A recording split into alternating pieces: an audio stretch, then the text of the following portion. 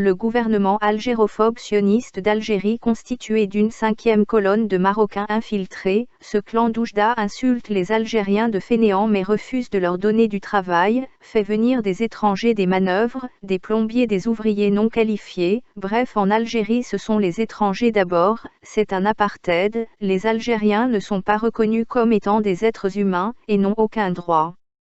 Mais les Chinois qui travaillent en Algérie ont droit à un salaire de 600 € par mois tous frais payés alors que les Algériens ont droit à un salaire de 70 € par mois. Que peut faire un Algérien avec 70 € par mois sachant que pour manger il a besoin au minimum de 10 € par jour? Que veut ce gouvernement sinon la mort du peuple algérien?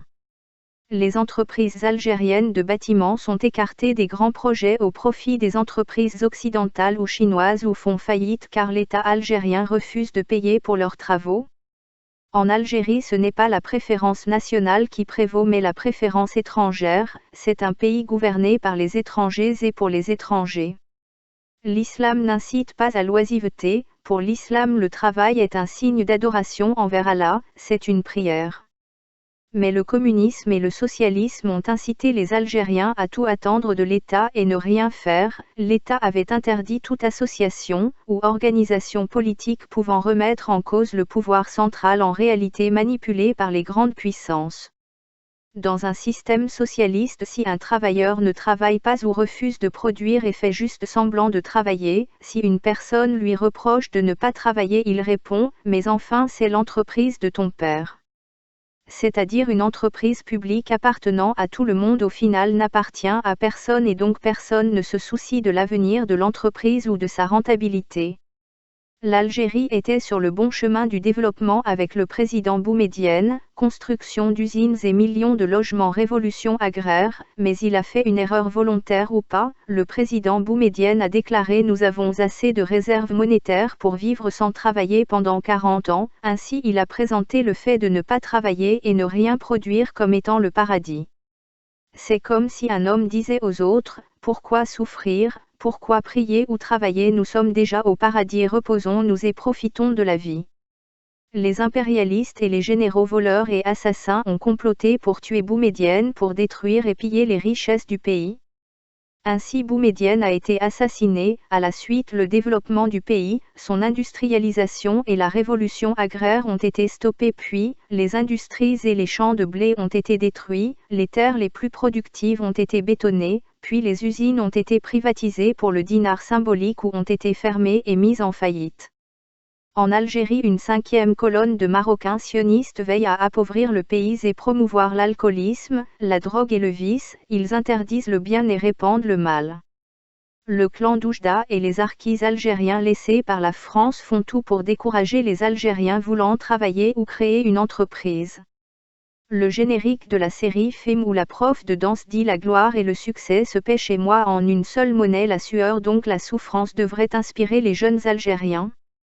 Beaucoup de jeunes Algériens fuient la saleté et la souffrance et donc sont fainéants et ne veulent pas faire un métier manuel comme paysan ou boulanger, ils pensent qu'il faut être ingénieur ou médecin, pilote d'avion mais que être mécanicien auto ou soudeur ou paysan c'est une honte. Mais ces gens sont rattrapés par la pauvreté voire la famine, au lieu de produire leur nourriture ils préfèrent mourir de faim et se moquer des paysans. Donc au lieu de vouloir fuir la souffrance il faut l'affronter et comme ça c'est la souffrance qui aura peur et qui va s'enfuir et pas l'inverse. Le fait d'opposer la campagne à la ville est une hérésie, ainsi les citadins sont présentés comme étant des gens éduqués et civilisés et les gens de la campagne sont présentés comme étant des incultes et des arriérés, mais que produisent les citadins? Ils vivent dans la saleté parmi les rats et les poubelles et les égouts et ces citadins disent que les poulets sont sales, les vaches sont sales mais pourtant ils mangent des œufs et boivent du lait et mangent du beurre. Les villes n'engendrent que le vice, des drogués, des chômeurs, des alcooliques et tous les vices. Les Occidentaux paient pour souffrir et risquer leur vie, certains paient pour aller dans une salle de sport ou de musculation, ils disent il faut souffrir pour être beau. Mais les Africains et Maghrébins préfèrent ne rien faire. Les Occidentaux paient pour risquer leur vie et faire du parachutisme ou de l'escalade, cela leur apprend à avoir confiance en leurs capacités. Algérie, la douane interdit l'importation de machines industrielles. Ainsi les Algériens n'ont pas le droit de travailler alors que le droit au travail fait partie des droits de l'homme. Est-ce que c'est une vraie indépendance ou une tromperie?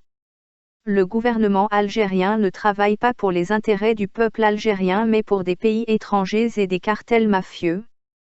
Ce n'est ni une république ni une démocratie, c'est une prison, comme le dit Kémy Séba. Les présidents africains sont des directeurs de prison nommés par Paris. L'Algérie interdit l'importation de tours et fraiseuses, de machines à faire les clous ou les vis sauf pour les généraux.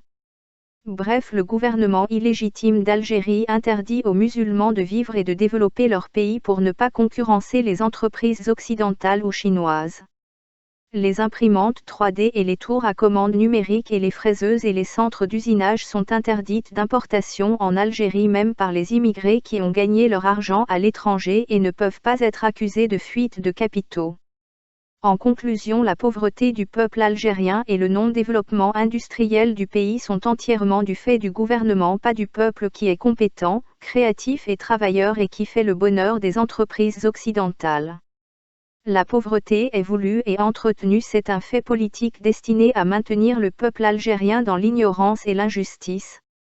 Il y a aussi le problème du mythe de la race supérieure. Les archers restés sur place en Algérie vantent les ponts construits par la France, les bâtiments pour sous-entendre que les Algériens sont incapables d'en faire autant ou mieux.